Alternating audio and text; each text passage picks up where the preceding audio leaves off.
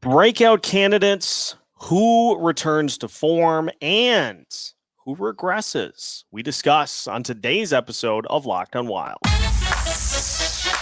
You're Locked on Wild, your daily podcast on the Minnesota Wild. Part of the Locked On Podcast Network, your team every day.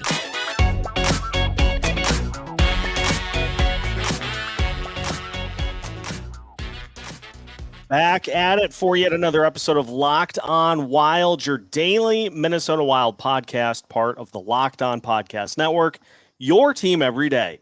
Thank you, as always, for making Locked on Wild your first listen each and every day.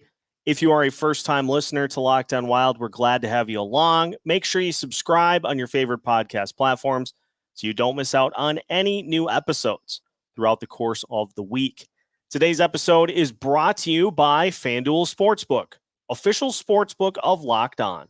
Make every moment more. Visit FanDuel.com/LockedOn today to get started. On today's episode of Locked on Wild, Zach Zeman joins us as we continue Locked on Wild Boot Camp, taking a look at some potential breakout candidates, players that return to form of old, and players that don't. So a lot to cover here on today's episode. My name is Seth Topal, your daily Minnesota Wild insider. As mentioned, Zach Zeman with us again, pulling double duty today. If you missed our first episode, taking a look at the schedule at large, we encourage you to check that out. But Zach, the season getting ever closer, and we're pulling double duty here on Locked on Wild Boot Camp, and looking forward to laying some ground rules for what we expect from certain players this year. Yeah, absolutely. There's a lot of spotlights on several different positions, several different players of different ages. So we're going to crack that down today. If you haven't listened to our last episode about the schedule, you should definitely give that a listen because, man, we just dissected that whole thing. That was a great episode, and I loved every second of it. But, yeah, now we get to really get into the nitty-gritty of who needs to step up, who might regress, and who's going to need to fit in the puzzle piece role for the Minnesota Wild this year. So let's start with the breakout candidates because, to be quite honest, I don't know that there are that many potential because Kirill Kaprizov's already pretty established. You could say Matt Boldy had his breakout campaign with 30 goals this past season. So let's just look at some of the names on this roster. I mean, are we looking at, for instance, what we saw from Brock Faber? Would we put him in the category to potentially break out this season, getting a full season and getting an opportunity to contribute to this defense after he impressed down the stretch? Yeah, definitely hoping to pick up where he left off from in the playoffs. You know, obviously it was a little bit nerve-wracking for him to start in the playoffs. A lot of the fans were skeptical, but hey, he showed everyone wrong. He proved himself. In a tough stage like the NHL playoffs. And I think for Brock Faber to continue his role and continue that push, I think it's going to be amazing. Definitely going to be tough to even contend for the Calder there. But I think he's got a great shot of making a huge difference on that D side. And I think, man, he's a beauty. He's a gopher. Obviously got him for a reason. And I think Brock Faber is a king. And I think he's going to really continue to make a name for himself and break out. I mean, he's got a full year ahead of him, like you just said. And so it gives him more time to really figure out what his game is. You know, it's not the NHL playoffs every game. Obviously, it's the regular season now. So we might see a little change in his game, might see definitely some changes up and down in the lineup with mix matching of different D partners. It's going to be a really interesting year for him, but I'm really hoping he can get comfortable and this team can really profit off of his breakout. Comfortability is key. You're spot on there. Yeah, he had the cup of tea down the stretch, played in the postseason, but now it's take it all in at the NHL level and get acclimated to go into war on a daily basis with some of the best that this league has to offer. I think the big one, Zach, is Marco Rossi. I think that's the one that everybody wants to see happen. And if we're being honest, I think that's the one that the Wild kind of need to have happen because you've got a situation with Kirill Kaprizov and Matt Zuccarello where Yes, Ryan Hartman has stepped into that spot over the last couple of years, but boy, oh boy, they would benefit, I think, from Rossi being confident, comfortable, and productive on that top line. And so this is a big opportunity for him to get a chance. But on the flip side, he needs to be given a chance by the team to show what he has in a meaningful situation, not just stashed on the fourth line like last year.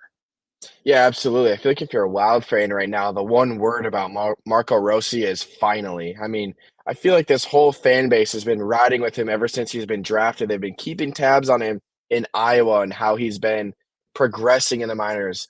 And I feel like it's finally here. Like he finally gets to make a name of himself in a consistent role. But like you just said, it's got to be one that's healthy for him and one where he can really learn to play against or play with everybody and on every different line in every different scenario. And I think that if he gets that opportunity that he hasn't been getting these last couple of years, it's going to be crucial for him and his game and this Wild team moving forward.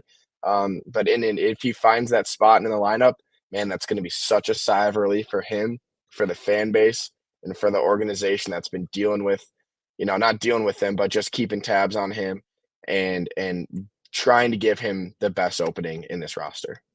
We want those top line centers desperately. It's like those JG Wentworth commercials. We want those number one centers and we want them now. So let's get that going. But I'll also say too, I'm trying to hit every different angle with this. Absolutely. You can't give him like 2 games. You can't put him on the top line and give him 2 games. And if he doesn't get a point, say, well, this isn't working. We gotta move him down in the lineup. Like you have to give a requisite amount of time to see if he can gel with those guys, as opposed to just yanking a guy out of the lineup because he's a young player, which is something that we have seen Dean Evison do from time to time. It's all about patience. Nice and easy, nice flow. Just let it happen. Yeah, I feel like that storyline of not giving him the ample time and the solid spot was a time in the past. And I feel like if you really want to help him in his career, this is a perfect time to do so. And you can't just keep him down there for so long. I mean, it's first rounder. You got to do something with that. And if not, then I think it's just a waste. And if you really want to unlock his true potential, you got to get him some time, even if it takes a little bit of, like if he starts off slow, even if that, you just really got to give him some time. That's the only way a player can develop in this league is if they get time and if they can, figure themselves out. And I think that Rossi needs that this year. And I feel like if there's any year to do it, it's this one. Yeah, most definitely. Yeah. So you've got the breakout guys. I mean, beyond that, I would love nothing more than to see Brandon Duhaime break out as president of the fan club. It's great for the show, great for the bit. Would love to see that happen. It's just with his role on the fourth line, it just doesn't seem as likely to happen. And I suppose the other out of the box candidate, although technically his breakout was last year, I suppose we will be keeping an eye on Filip Gustavsson to see if last year was just kind of a one-hit wonder, or if we really have something that the Wild are able to find and build around over the next few seasons with the extension, the new 3-year deal. So I suppose out of the box, you could consider Filip Gustavsson a breakout candidate too. Oh, absolutely. I have 2 players for the steps up category, and Filip Gustavsson was one of mine. And I just think that he's going to be forced to step up. I mean, that contract speaks for itself. The Wild now have an official starter, and he's gonna be put in those scenarios where he's got to step up, regardless of if his last game wasn't his best. You're finally getting that consistent playing time in this league, something that you've dreamed of, and something that you went to arbitration for. You wanted that money. He's got that money now, and I think that he wants to be that number one goalie for this team, and this is his year to do it. He's got that. He's got that contract now, so you got to step up and you got to break out. I love his story this year. I think it's something all Wild fans should be keeping tabs on. I've been a big Gustavsson guy. I mean, it's always interesting moving away from Talbot and all that, and somehow digging for an extra goalie. Marc-Andre Fleury comes into the picture, but Filip Gustavsson is that guy that you want to keep consistent. Obviously Marc-Andre Fleury is close to being on his way out with the league. Absolute Hall of Famer. Don't get me wrong. Absolute stud. Very well respected goalie in this league. But when time calls, it calls, and now you just got to hope that Gustafsson uses that tide over to Jesper Wallstedt's intro to the NHL, and I think that's always what that contract is about. But he's got to break out and show it this year. Yeah, prove it. Prove it. Absolutely. That's like decent. That's the line. Prove it, Philly G. Prove that it wasn't just a flash in the pan. We've got a couple of other players that need to step up or need to redeem themselves after an off season. And so we will discuss those names as we continue today's episode of Locked On Wild after this. Take your first swing at betting Major League Baseball on FanDuel and get 10 times your first bet amount in bonus bets, up to $200. That's right. Just bet $20 and you'll land $200 in bonus bets, win or lose. That's $200 you can spend betting everything from the money line to the over-under to who you think is going to hit the first home run. If you took the under on Minnesota Twins trades yesterday with the trade deadline, you definitely cashed in big because there weren't any. So if you are following the Twins and hoping that they can hang on to the Central Division lead, you can do all of that and more on an app that's safe, secure, and super easy to use. Plus, when you win, you get paid instantly. There's no better place to bet on Major League Baseball than FanDuel, America's #1 sportsbook. So sign up today and visit FanDuel.com/lockedon to get up to $200 in bonus bets. That's FanDuel.com/lockedon. FanDuel, official partner of Major League Baseball. Continuing today's episode of Locked On Wild, once again, thank you for making Locked On Wild your first listen each and every day. For the everydayers, we will be taking a look at over-unders for the 2023-2024 season tomorrow with Charles Stewart. So we're continuing to navigate through the regulars as we kick off boot camp this week and beyond. So make sure you stay tuned for that coming up tomorrow, and make sure you subscribe and make sure you turn notifications on so you don't miss when those new episodes drop.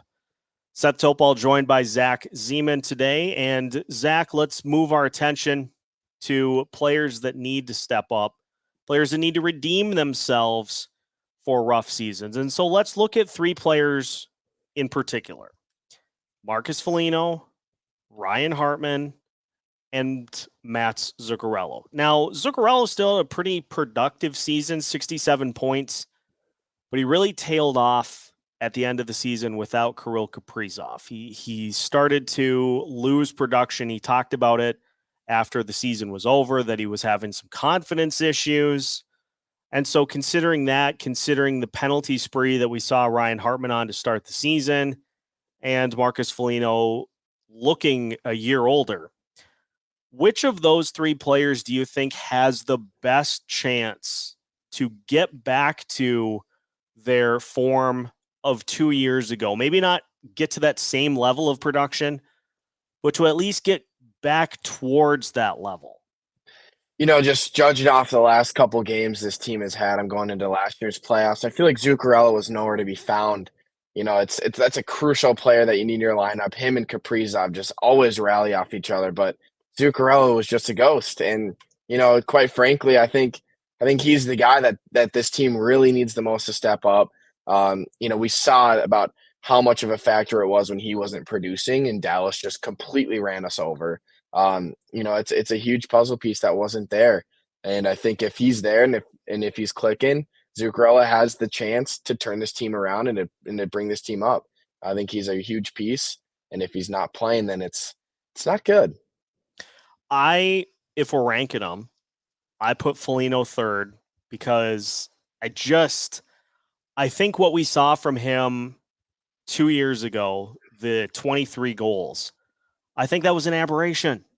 I think that was taking advantage of the system, all the other players that were having just amazingly insane career seasons. And so I don't think he is likely to return to that level. Can he be a double-digit guy? Maybe. In terms of goals, can he be like a 10, 12 goal guy? Maybe. But then I go back and forth between Hartman and Zuccarello.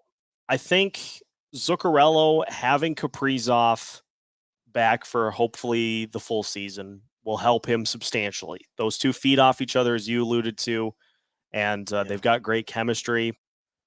Ryan Hartman, it seemed like, kind of figured it out midway through the season and was good down the stretch. He was injured in the postseason, which obviously hurt because he had the fantastic game one winner in whatever number of overtime that was. Yeah. He got to, I think, 15 goals this season, and it looks like he wasn't going to get over 10. So let's not I have to say, like, let's not forget about him being like one of the point leaders on this team. Like, I mean, he's got that potential. I hope to goodness he can get back up there. I mean, this team just depends on that so much. It's all this cap hits and stuff. You got to really hope these veterans step up and take that time. Sorry to interrupt you, but he used to be that top tier caliber, and it's just it hasn't been there in a little bit. Yeah, it was a big loss for the Wild this past year. And we've talked to Kevin Gorg about this. It's been mentioned by Dean Evison and others. Hartman is that player that kind of teeters right on the edge of the knife. And this past season, he went over the wrong way. The season before that, he was able to ride the blade the whole season. And so if he can get back towards somewhat of what he was 2 years ago, that will help as well. But I think if we go to Zuccarello, is probably most likely, even though he is getting up there in age himself. But I'd say Zuccarello, then Hartman, and then distantly third is Marcus Foligno, because I don't see, as much as Bill Guerin just says it's as easy as he just has to get back to that level. I don't think that's in his game. Yeah, absolutely. I mean, the grief line is almost non-existent anymore. It's like Foligno's is getting to that. I mean, so here's what I think of when I think of Foligno, is that when Reeves was brought in, I just like it created that weird, like, they were beefing thing still, and Reeves I don't know. I feel like no one stepped up for each other. Once Reeves came in, it's like, who's gonna fight who's gonna take that role? And now with Reeves gone, Foligno might get that opportunity. I just felt like that was kind of an awkward relationship with them. Remember, they tried to like twist it as like, hey, we're boys now. I don't know. Something like never clicked for me when that happened. And obviously it's like your teammates, you got to man up, or you got to grow up and play hockey together. But, that Reeves experiment might have had something to do with it. I don't know. It's my little hunch, but we'll see. I mean, I like Foligno. Obviously he's just a staple. I mean, he's been in a lot of good games. I mean, you can't discredit his ability, but it's like, you got to just give him that time again. Like, let him like be himself and not let any outside factors play in his game. He's got to be himself, and then we'll see what happens. Yeah, that is a good point, and that's something that bears watching as this season plays out. But I would say, expect a similar look to what we saw from those first two, and we'll wait and see with Marcus Foligno. Now, that's the step up portion of this. There is potential for some players to not hit their numbers. And so we'll finish today's episode by discussing potential regression candidates. That's on the way after this. Final segment of today's episode of Locked On Wild. Once again, thank you for making Locked On Wild your first listen each and every day. For the everydayers, we hope you continue to enjoy our Locked On Wild boot camp. We're going to hit every angle that exists between now and the start of October. So make sure you stick with us as we go through every factor for the Wild in the 2023-2024 season. Finishing up today's episode by looking at potential regression candidates with Zach Zeman. And Zach, let's just go through some guys we think have the potential to regress. I'm going to start with Freddie Gaudreau because he scored 18 goals, had 36 points. He was the shootout wizard, just the ace in the shootout. But actually, 18 goals was a pretty solid season. It was a career high for him. And just a continued kind of numbers continuing to go up and up. But you know what they say, you either continue to climb the mountain or you end up falling back down. Do you think it's possible that we see, it may not be a substantial regression, but a little bit of a regression from Freddie Gaudreau in terms of goals and points this season? I'm a big fan. He's grown on me so much last year, Freddie Hockey. I mean, it feels like whenever the Wild went to a shootout, he was just the king. I mean, you just mentioned that. But if we can get him to just I hope on no one to regress. Like, let's just put that as a disclaimer. But I don't want to expect him to regress. I feel like he had a great year, and I feel like he's on a great contract. He's here for a while. I mean, he's really not he's not like an insane person who's making $7 million who's regressing like this. Yeah, I think to expect regression is normal from him, a person who you aren't paying that well, not a lot of consistency with his game. But I'm just going to say I hope he doesn't, because his last year was very convincing to me. He stepped up in he had a lot of great plays. I mean, if you just go back and look at his highlight reel from last year, I think it's just, or his film or anything, he improves the people around him. And if he's regressing, then I hope he's improving in his assist category, or where he's not finishing as much. I hope he improves in a different aspect of his game, where it's like, if I'm not scoring as much as I used to, save the scoring for the shootouts, but give everyone else the goals or something like that. So, and I should quantify as well, we're talking about a guy who is going to probably be on the third line. And so if he regresses to, say, 15 goals, which is a small drop, that's still really, really good for a third line guy. And so even if he does not get as many opportunities as he had this past season, you would hope that means that guys above him in the lineup have. And so he's still going to be a productive member of that third line. And it just may be by the definition of the word regression that he regresses. Absolutely. This is an interesting one next, because he's a year older. This is likely going to be it for our next candidate, Marc-Andre Fleury. And Fleury, it's interesting. Alex and I broke this down a few weeks ago. Fleury is very close to second all-time in wins for NHL goalies. He's 8 away from tying Patrick Waugh. He would need 9 to go into second place all-time. And so that's going to be a huge focus for him, obviously, this season. You're talking a reduced workload as well, with Filip Gustavsson being the starter. Do we think we'll see some regression from Marc-Andre Fleury for this coming season?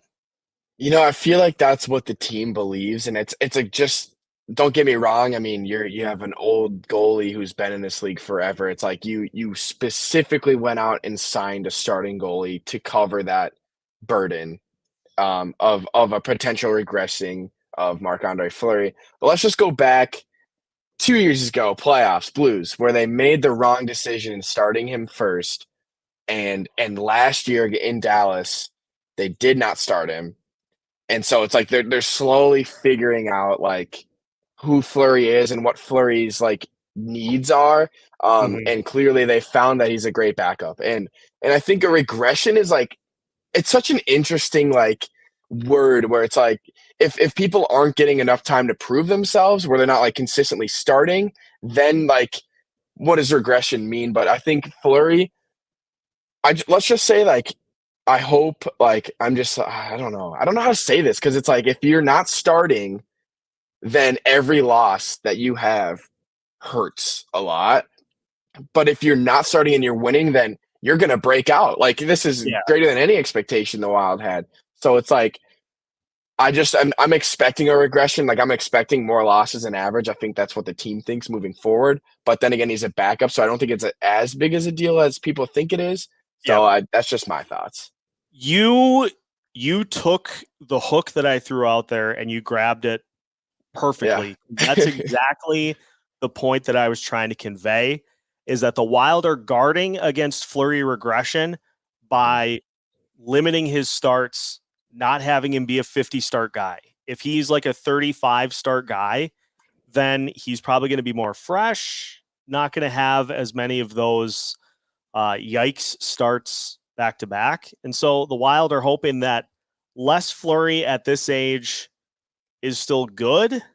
And so, yeah, I think the hope is that there's not going to be a ton because there just aren't going to be as many starts for him.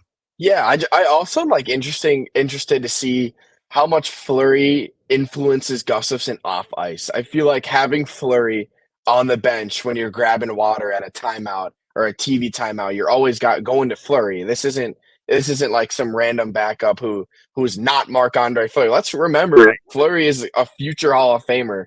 And I feel like if Gustafsson's skating up to him every break and just like Fleury's going to have stuff to say. He's a great mentor, and I think it's really going to be interesting.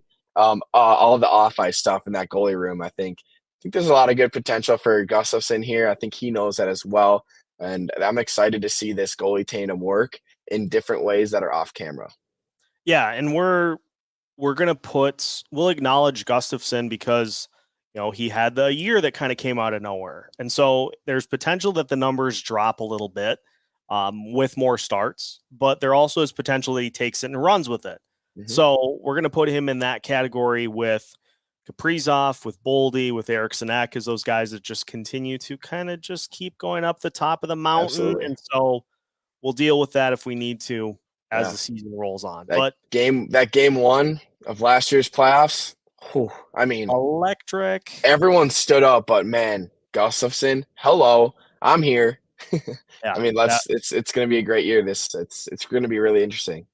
Yeah, it'll be fascinating to watch how this all plays out. And this will be another thing that we have you covered with throughout the season as well, just trying to take more of a temperature during the season as to how players are doing and what's causing. If players are slumping, what's the reason for it? So keep an eye out for all of that as we continue to keep you up to date with new content at Locked On Wild. Best way to make sure that you don't miss out on any new episodes is to subscribe on YouTube and your favorite podcast platforms so you don't miss when new episodes drop. Make sure you turn on notifications as well.